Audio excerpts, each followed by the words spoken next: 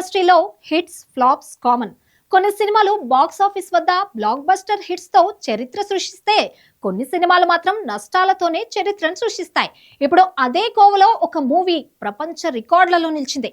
దాదాపు 1400 కోట్ల భారీ బడ్జెట్ లో తెరకెక్కి చివరకు కేవలం 6 కోట్ల వసూళ్లకే పరిమితమైన డెజర్ట్ వారియర్ సినిమా ఇప్పుడు ప్రపంచంలోనే బిగ్గెస్ట్ బాక్స్ ఆఫీస్ డిజాస్టర్ గా మారింది. మరి ఈ సినిమా ఎందుకు ఇంత పెద్ద ఫెయిల్యూర్ అయింది అనే అంశాలను ఈ స్టోరీలో చూద్దాం.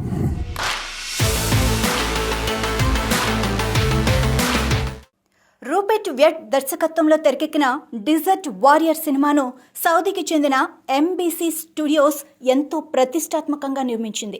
ఆంటోనీ మాకీ, జెన్ కింగ్స్లే, ఐషా హట్ వంటి స్టార్ నటీనటులు ఇందులో కీలక పాత్రలు పోషించారు. 7వ శతాబ్దపు అరేబియా నేపథ్యంలో తెరకెక్కిన ఈ పీరియాడిక్ డ్రామాపై మొదటిసారిగా భారీ అంచనాలు నెలకొన్నాయి. అయితే షూటింగ్ ఆలస్యం కావటం, ప్రొడక్షన్ ఖర్చులు పెరగటం వల్ల సినిమా బడ్జెట్ ఏకంగా 1400 కోట్లకు చేరింది. ఇంత భారీ ప్రాజెక్టు అయినప్పటికీ సరైన ప్రమోషన్స్ లేకపోవటం సినిమాకు పెద్ద మైనస్గా మారింది.